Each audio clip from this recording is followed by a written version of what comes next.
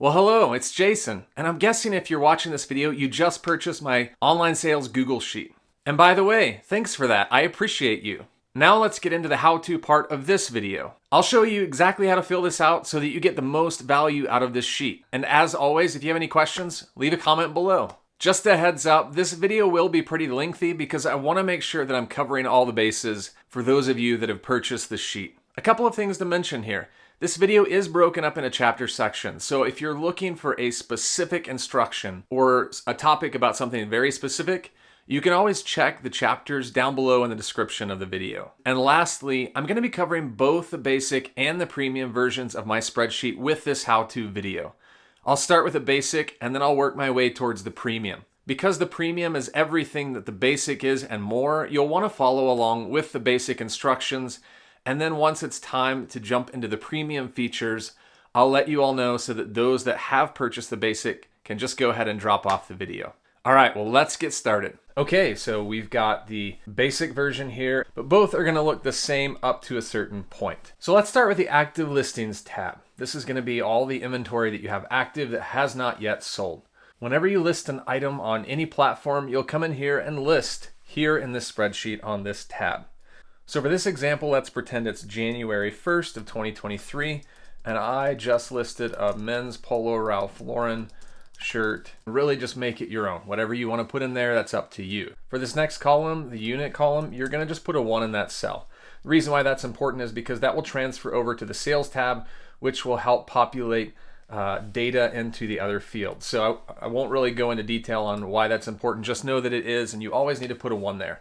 If for some reason you have multiple quantities of the same item, let's say you've got 3 of the same item, I would just create 3 different listings for that item. So I would come in here, copy that, and just do that 3 times. That's how I would display that. Okay, so I think I've communicated that one enough. Next is the bin. This is gonna be the place where you're gonna put this item, whether you have a closet, a shelf, a rack, a certain bin, a labeling system. I have a labeling system, and let's just say that I'm putting this in a 3. For these next 2 columns, E and F, you're not gonna do anything with. It's important that you don't delete them, because when you copy this line here, when you make a sale and you paste it into this sales tab, these 2 columns account for that. So we'll leave those alone and just ignore them. Cost, simply enough, is gonna be how much you paid for it. So let's say on this shirt, we paid $4 for it. And then notes, just use however you wanna use that. This next column, XP, stands for cross-posting. For those of you sellers out there who have items on multiple platforms, you can use this column to kind of tell you whether you've listed that on other platforms as well. So what I do is I list my items onto eBay, and then from there, I use a software to transport that one listing to 4 to 5 other platforms.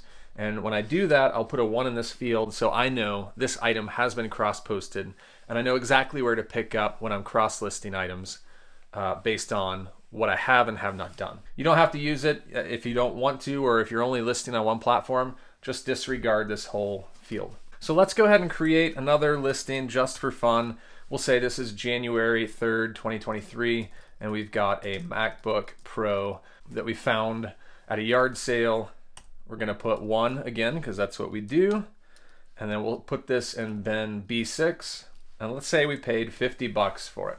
I'll create one more listing, and we'll do a Sony PlayStation 1, and we'll put this in A1. Okay, so I've got 3 listings in here. You'll notice these last 2 columns, total inventory, it's gonna sum up all of these units to tell you how much quantity you have actively listed right now. So if you ever need to see that, that's that number.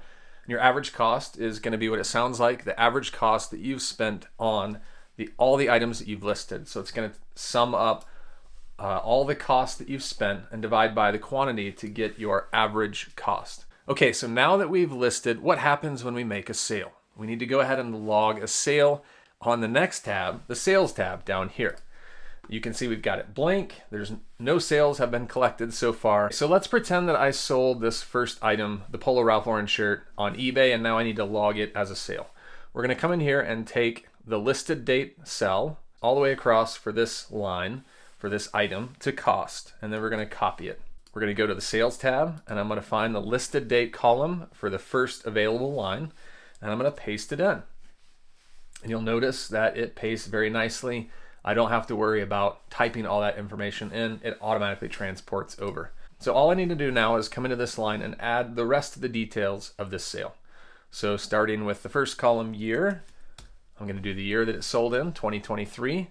We're going to pick the month. Let's say it sold in January. Days to sell has a formula here, so you don't need to do anything. Just it'll populate once you start to enter in the rest of the information.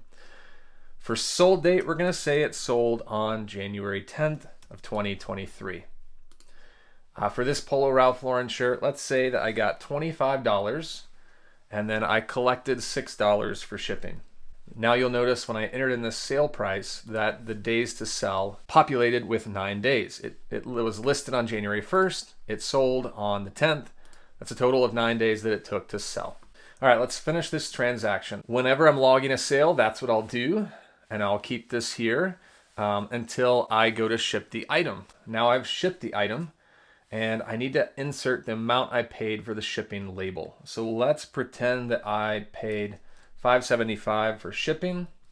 This next column, platform fee, I'm going to go to eBay and find how much it cost me to sell. So the selling fee that I paid to eBay to sell that item. And let's pretend this was $4.37. And then this last column, the promoted fee, is for those platforms that you have promoted listing fees on, like eBay.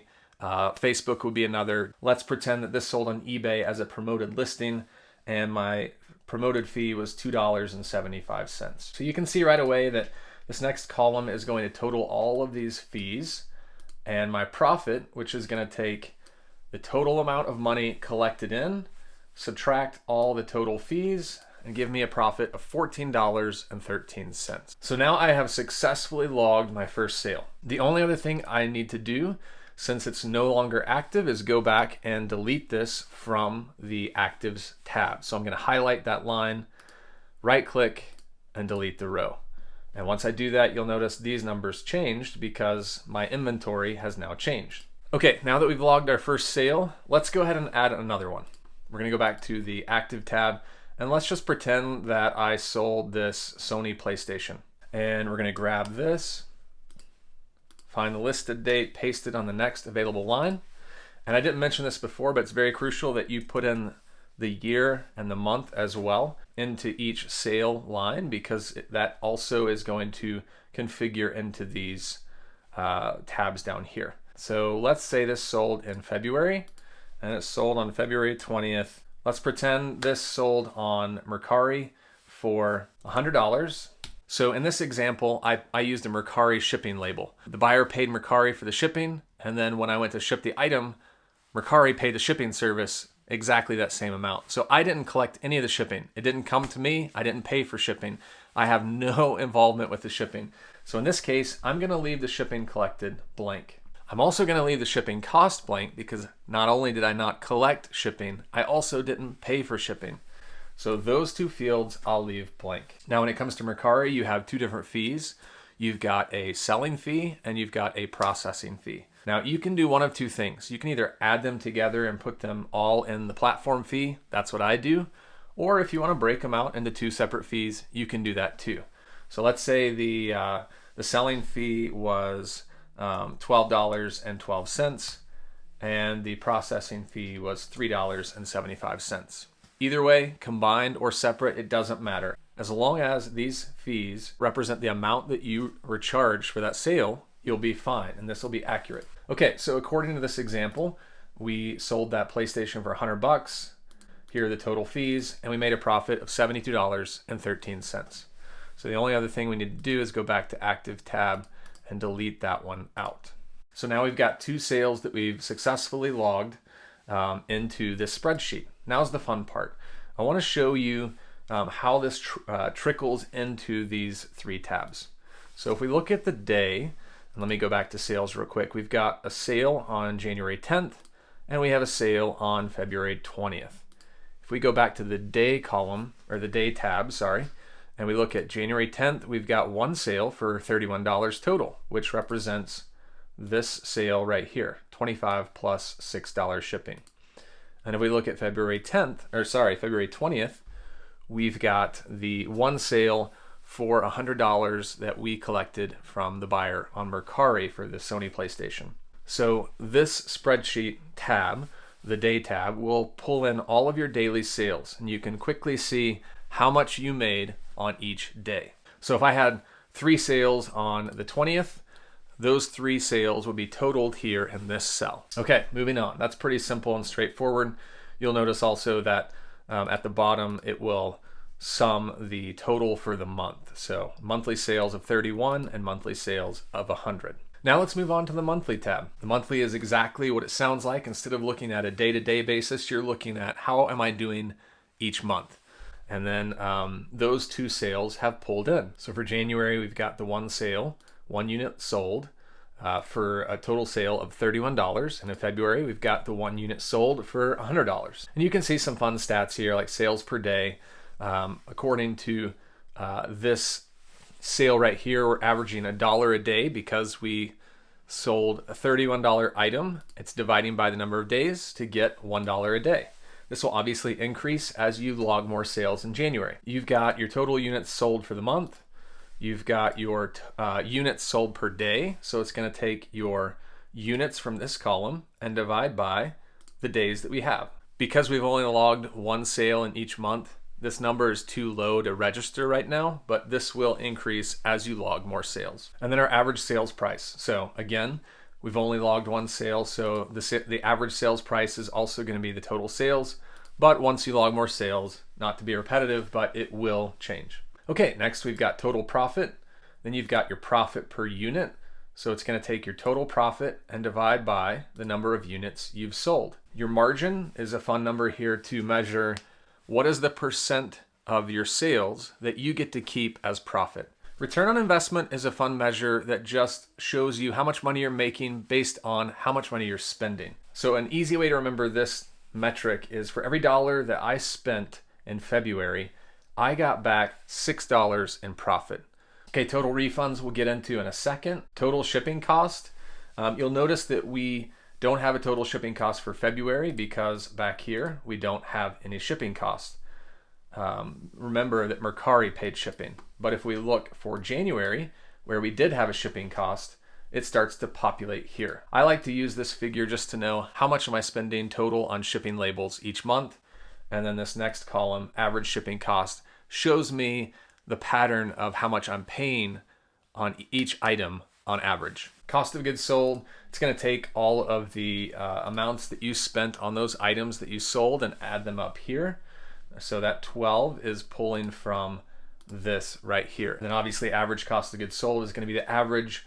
What's your average that you're spending across the goods that you've sold? Moving on, average days to sell. You can see that for January, for that 1 item, it took 9 days. So that's the average right now. And then for February, 41 days. And then here at the bottom, it will average out what your average for the year is based on what you've sold. So if I were looking at these 2 items that I've sold so far, I would say that on average, it's taking me 25 days to sell an item. Okay, we're almost done with this sheet. You can see here a couple of columns that are manual entry. All of this is automatic. It's all gonna just populate this data once you start entering sales. But these 2 columns, you will need to enter data into. You can see I already had some entered in. So there we go. I've got it blank now. What I do is when I list an item, I come in here and add 1 for each item that I list to this field. So if it's January and I listed 3 items, I would put a 3 there. And then let's say that the next day, tomorrow, I come in and I list a batch of 10 items. Then I would add 10 to that and I would be at 13. So this is kind of a manual thing that you'll do and just have to remember to do. As you list items, continue to increase this number. Let's say in February, I listed 25 items and I'll just throw that number in there. Okay, for this, well, let's start with this column. For sell-through rate, this won't populate yet until you put in a number here for the inventory at the start of the month. So let's talk about that. So the first day of every month, I have a reminder on my phone to tell me to enter this number here. So what I'll do is go back to here, take a look at the total inventory that I have, and then I'll put that number here. So January 1st, let's say that I've got 47 items in inventory. And when I put that number there, you'll see sell-through rate will start to populate. Sell-through rate is the rate at which you are selling through your inventory in a given month.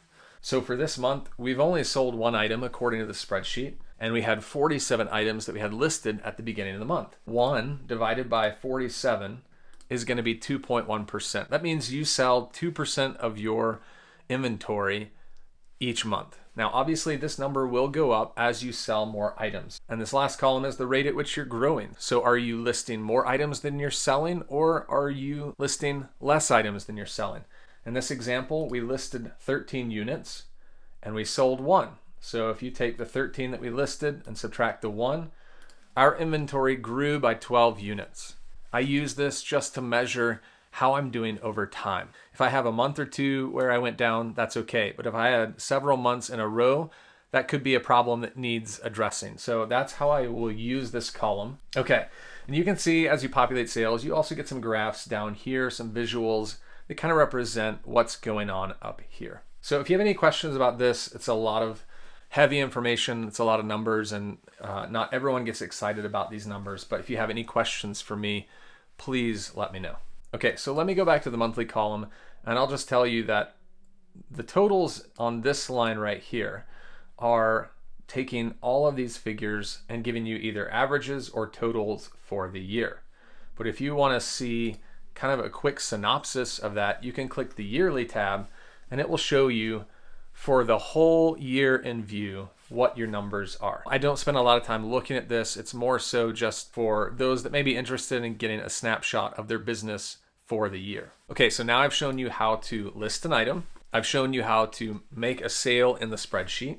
And then I've shown you the metrics that are associated with each of these tabs. So now comes the important question of what do you do when you get a return? So in this example, let's pretend that this buyer, we sold an item in January and it's now February. They got it and they want to return the item because it doesn't fit them or they didn't like it, whatever. So I'll wait until I get the item back before I do anything. And once I've given the refund on eBay or whatever platform it is, that's when I come into this spreadsheet and adjust it here. So just know that for a return, and in this case it's this item, we're going to leave this line alone. We've already made that sale, we've already logged it, it's a sale. So we're not going to delete this or do anything with it. Now, those of you that may have had my older spreadsheet, you know that I deleted out the entry when I had a return, but I'm doing it differently now, which I think this is more accurate. So now that we've got the item back, the buyer sent it back, we've given the refund on eBay for this Polo Ralph Lauren shirt. I'm going to go ahead and copy this because now we need to account for it in this spreadsheet. So I'm going to find the next line and paste it in. The only data that I need to enter for this refund is going to be the year. So the year that you're doing it, the month that you're issuing the refund. So it's now February, buyer sent it back, I'm issuing the refund. Obviously we've already done the title of the item. And now I can skip ahead to the very last cell, refund. Now this is going to be the amount that you refund to your buyer. So in this case, let's say that I gave a refund of the $25 that they originally paid. So I could just do -25 and it will show up as a refund for $25. Now, one little tricky thing to add here is that for sites like eBay, it's not as cut and dry as you gave a $25 refund, because whenever you issue a refund on an item, eBay gives you a credit back on a part of your selling fee for the item that you had to refund. So I didn't give the full $25, I gave the majority of that refund, and eBay issued me a credit for the selling fee that I initially paid to sell that item. Now, if you remember, that selling fee was $4.37. And normally places like eBay give you everything but 30 cents back. So in this example, let's pretend that I issued a $25 refund and eBay gave me $4.07 as a credit in my account. So I will come in here and find the difference and then put that as the refund, because I didn't have to refund the full $25. I only had to refund $20.93. And if this sounds confusing, it is slightly confusing, but just know that whenever you give a refund, Places like eBay will tell you the amount that came from you, the amount that was taken from your account, and the amount that eBay gave. So what I'll do is I'll take that very bottom line, the net amount that I had to refund, and I'll paste it into the refund column here. Okay, so we have successfully logged a refund, and all we needed was the year, the month, the title of the item, and the refund amount that we gave. We're not going to do anything with this line here. We're going to leave it here because that's a sale that I made in January, and it's been compensated by this refund down here. So now that we've officially logged the refund for this polo shirt, we have this back in our possession because it was a return. So we need to put this back in active inventory. What we're going to do is come in here, grab from the listed date all the way over to cost of goods sold. Just like we did before, we're going to copy that. And we're going to basically reverse what we did. Go back to the active tab. And this was listed on January 1st, 2023. So I'm going to create a row above that and then paste it in there. And we put it back into the inventory. And then I'm just going to delete those sales prices because they no longer exist.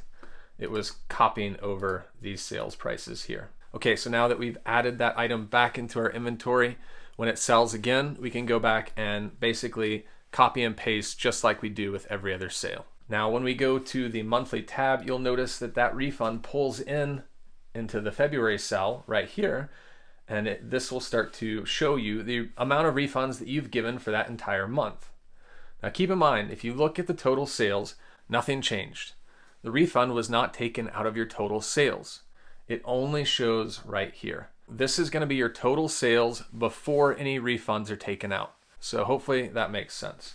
At the bottom, you'll have your total refunds that you've given out for the year. I also want to show you that on the day tab, it also will not show a change for refunds there as well. So February 20th is still showing a $100 sale, and January 10th is still showing $31. And hopefully that makes sense. If not, just feel free to reach out with a question and I'll do my best to help you out on that. So just to give you a quick little scenario here on how to log a sale on other platforms. I know I kind of touched base with this on the Mercari one.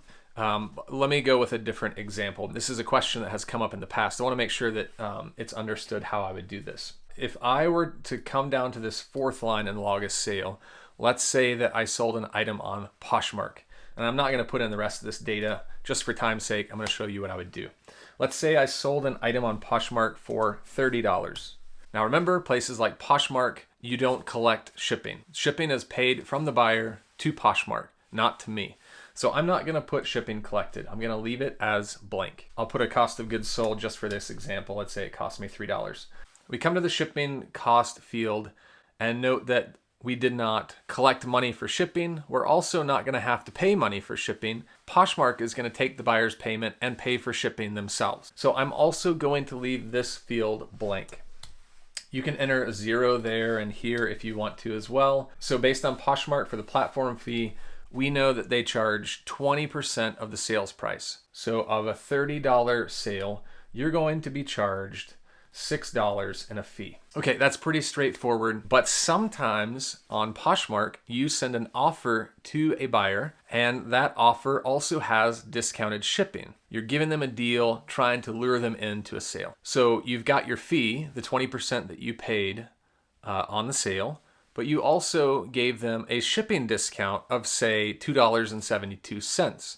So in this example, on a sale that I made in Poshmark, you've got your fee, and then I'm just going to add the additional discounted shipping fee that I gave them into this next line item. Again, it really doesn't matter whether you add these together and do $8.72 there and 0 here, or whether you break them apart like they were.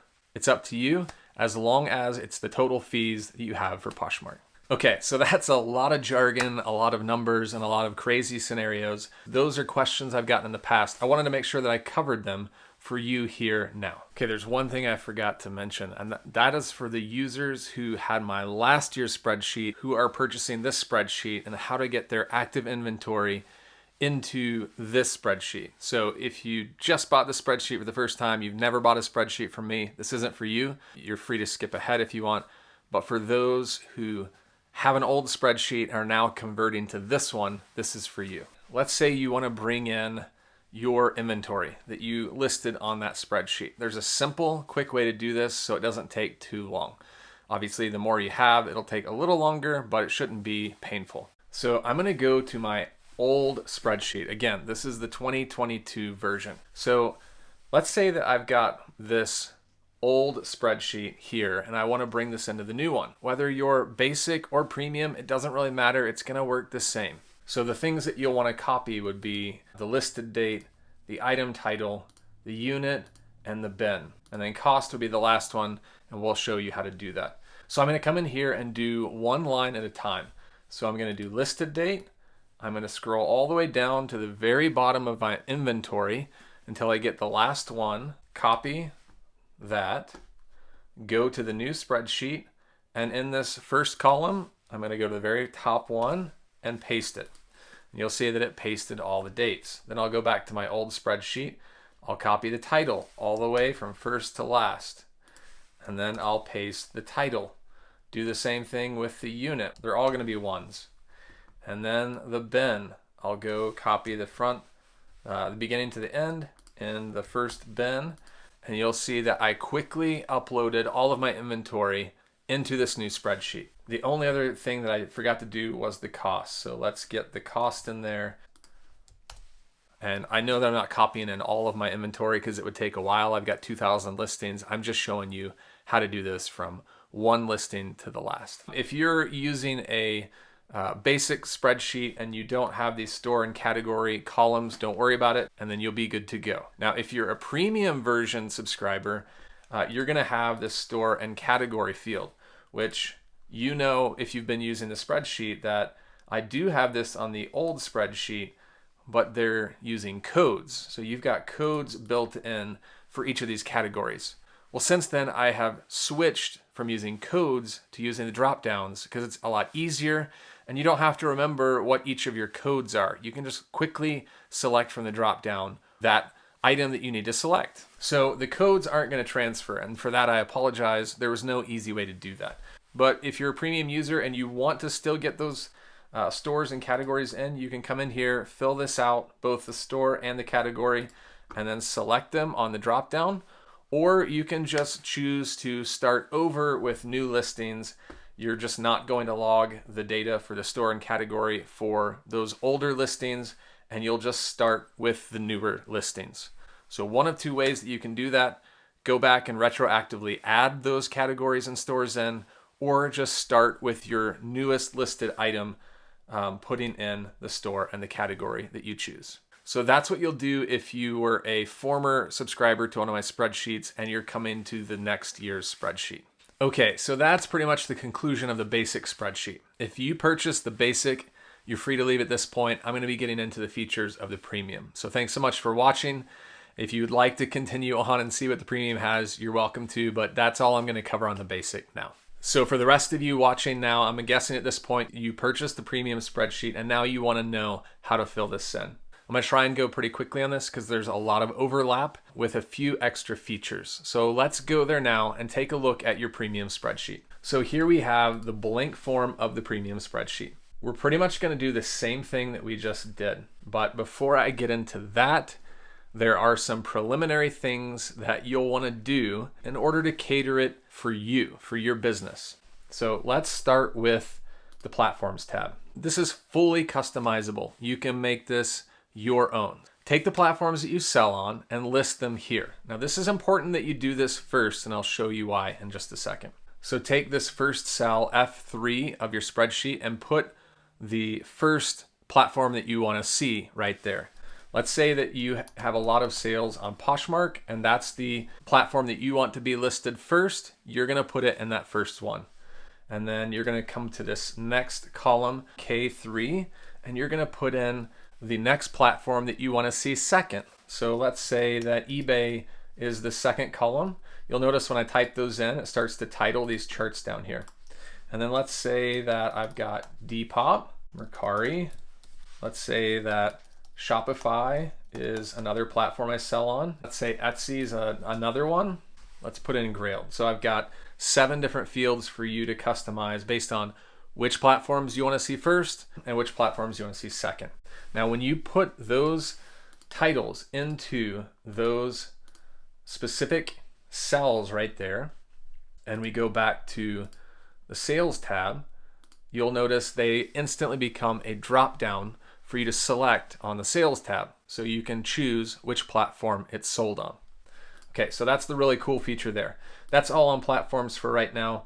Let's go to the, we'll skip that one for now. Let's go to the stores tab. You can see I've already got a few stores listed here, just some throw-ins that I made up. This is where you're gonna list the stores that you wanna track. Now, you don't have to list them all right now, but I've given you 50 different lines, so up to 50 different stores.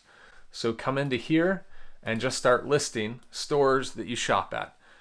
What you can do is whenever you start the spreadsheet, whenever you go to list items from a specific store, you can add them here into this tab. So you'll just make a list of up to 50, as many as you want. Let's say I want to add another one. We'll do Goodwill, Siloam, Springs. Whenever you start to add these stores here into this line, when you come back to the active tab, it will populate as options in a drop down for the store field in the listings tab. So pretty cool there. And then if we go to categories, it's the same as the store tab. You just add whichever categories you want. So if I want to say jerseys, movies, books, you name it, you put it in. It's your sheet, so make it your own. And then again, we'll go back to the active tab. Whenever I add those into that categories tab, they populate here in the category field on the listing tab. So we'll get back to that, but that's kind of a brief synopsis of the things you want to do first. So enter in your platforms, enter in your stores, and enter in your categories. Just know that if you delete a category out of here, it's going to delete the category out of here. And the same with stores. Okay, I'll get into the rest of these tabs later, but let's go back to the listing tab. So it's gonna look very similar to the basic spreadsheet with the exception of 2 extra fields here. So you're gonna list those items that you have just like we did before. We'll just say polo shirt for time's sake. 1 unit goes into A4. Now I'm going to choose the store where I purchase that item at. Let's say Salvation Army Bentonville. I'm going to choose the category, so it's men's shirts. And then I'm going to put the cost, $4. Let's create another one. And then we listed another item on the 10th of January. We'll say it went in the closet and we bought this. Let's say we bought it at a yard sale and I need to add that store in. So say yard sales. So I went to the stores tab, added that in, and now I'm going to select that here. And we'll say electronics on this. And then let's say I paid 50 bucks for it. Okay, so we've quickly added in listings that I have created just for time's sake. So right now, looking at my premium sheet on the active tab, I have 3 items in my inventory. These 3 right here. Okay, so now that we've got these listings, let's go ahead and log a sale. Let's say this MacBook Pro laptop sold. We're gonna copy from listed date to the cost. And now you'll see that with this, it's gonna pull in these 2 fields, store and category, with this sale. And we're gonna paste it under listed date. We're gonna do the exact same thing that we did on the basic, add the year, add the month. Let's say this sold in January, but now we have a few differences. So we're going to add the platform that it sold on. Let's say it sold on eBay and it sold on January 31st, 2023. All right, sales price, we got $150. We collected $19 for shipping. We ended up paying a shipping cost of $17.87. Our platform fee for the laptop was $22.10, and our promoted fee was $8.90. Okay, so we've logged that first sale. Let's delete it out of active inventory. And one thing I want to cover before we move on, whenever you paste a sale in here, you'll notice that the store field and the category columns have these little check marks and it says invalid. Just ignore those. It's not going to affect you in any way. It's just not registering the drop down here, but it will pull that data into those other tabs. So we've logged that sale. We go to day, and we made that sale on January 31st, $169 total, and it pulls in that data for the monthly as well. Okay, so I won't go over that because I did that on the basic. The year is there, but let's go to our platforms now. You'll notice on this first sale I made on eBay that the platforms shows up with one sale in the eBay category, in the eBay range. So everything else is showing 0, but eBay now has this logged sale. It'll show you total sales for the month of January for eBay. 100% of your sales so far are eBay. 1 unit sold and an average sales price of $169. As well as charts will start to populate once you start to enter information. Now let's say that you're like, oh wait, that wasn't eBay, that was actually Poshmark. No problem, change it to Poshmark, and when you come back here, you'll see that Poshmark now has the sale logged. I use this sheet quite a bit to look at, are my different platforms growing and how do they compare to the other platforms out there? So let's switch it back to eBay where it was, and let's log another sale. I'm gonna go ahead and say that this Sony PlayStation sold, so 2023. Let's say that this is now February. Actually, no, we'll switch that to January for example. And let's put this on Shopify. This sold on January 10th. I'm gonna paste. This Sony PlayStation sold for $60 plus 10 shipping. Let's say it cost me $10.55 to ship. Oops, sorry about that. My platform fee was $7.70. And let's say I don't have a promoted fee. So I've logged the second sale. Let's delete that out now. And let's go ahead and log this third one as well. We'll say this one happened in February. We'll go ahead and throw in some bogus numbers real quick just to get this going. All right, so we look at the different days. We've got a sale here, some sales here, and some sales here. We look at the months. We've got 2 sales in January, 1 in February. Now, if we go to the platforms, you'll notice that we've got one for Poshmark in February, 1 for eBay in January, and if we scroll over, 1 for Shopify in January. Cool thing here is you can see what percent of your sales in January were each platform. So 71% of my sales in January were on eBay, and 29% of my sales were on Shopify. And then at the bottom, you can see for the year, what are the total sales on the platform. So for the year, 62% of my sales are on eBay, and then you can look at the other ones as well. So how cool is that? The Platforms tab, fully customizable. Okay, so that's the Platforms tab. Let's take a look at the Stores tab. I've made a sale from each of these stores. It's gonna pull in the data for those sales, and I can quickly come in here and see which store is bringing in the most profit per unit. So I can highlight the column and then sort to show me that the yard sales are bringing in $70 profit versus all the other stores. So maybe I should focus my time on yard sales. If we look at categories, I can do the same thing here. So we've sold 2 in the category of electronics. We've sold 1 in shirts. If I want to know which category is taking the least amount of time to sell, I can also sort by this column to see that electronics is also taking substantially lower than men's shirts or the rest of the categories. So it's up to you how you want to do this and how you want to display this information. Let me show you again, refund real quick. For an example of this polo shirt, let's say buyer wants to return it. You've received it back. You've issued the refund. We're going to do it exactly like we just did. I'm going to copy the title and paste it on the next line. I'm going to do year, the month that we're doing the refund in, let's say February, and then just the refund amount. In the example that we did, I gave $20.93 back as a refund. And when you go to the monthly tab, you'll notice that it pops up there as well. The only thing we need to do now is bring in this item back into the active listing so that it's in our active listing database. So I'm going to find the line that I want to put it in and just paste that back in. And remember, delete the numbers in the column.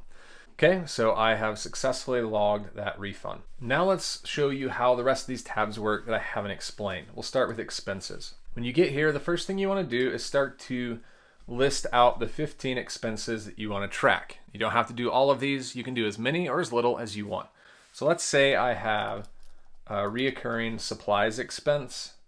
I have a rent. Maybe I have a storage unit that I'm renting out. I have an office expense. And let's say I've got software. Maybe I have an app that I pay like a monthly fee or something to use for pictures or something like that. Okay, so for this, whenever you start to fill out these expense categories, they're going to be drop downs here. So really simple here, doesn't need a lot of explanation, but you're gonna select the month and the day that you have an expense, and then select the category and the amount. So I went on to Amazon, I bought tape for $12.69 on January 10th. I'm gonna log that here. And you'll notice that once I do that, it's gonna put the total that I spent for that month in the appropriate field. So in January for supplies, I spent $12.69, and my total for January is $12.69. Let's say in January on the 19th, I went in and I paid my storage unit rent bill, and that is $200. Now it's populated over here, $200, and for the month I've spent $212.69. You can quickly go down and fill this out all throughout the year and just keep adding lines under each one as you go. Okay, simple enough. I don't think that needs more explanation. Let's move on to the bins tab. For the bins tab, this basically will tell you how many items you have in each bin. So basically what I'll do is I'll come in here and put on the left side under bin. So here, here, here, all the way across. So don't do it where the numbers are, obviously. The bins that I have in the garage, C1, C2, and so on and so forth. What you'll notice is that when I filled in A4, it put a 1 there because in my inventory, I have 1 unit in bin A4. Now, how I use this is basically when I'm looking for bins that have a small amount of items in them, because I'm going to start putting more stuff in, I go to this spreadsheet and I look for low numbers, and then I go pull that bin. So you can make this however you want. Just enter in the bin locations that you have, and you've got up to 60 different fields to use to measure your bin and inventory. And the last tab I'll explain today is the mileage tracker. Very similar to the expense tracker. It's very easy to fill out, so it doesn't need a lot of explanation. Let's say on January 10th, I drove to Goodwill in Bentonville, and maybe I even went to Helping Hands. Now for beginning and ending odometer, the IRS is going to require that you have this information here. That's technically how you're supposed to do it. You put your odometer reading at the beginning and your odometer reading at the end. And obviously the difference there is what you drove. So let's say that my car was at 67,012 miles when I left, and I came back and it was at 67,099 miles. So that means I drove 87 miles that day.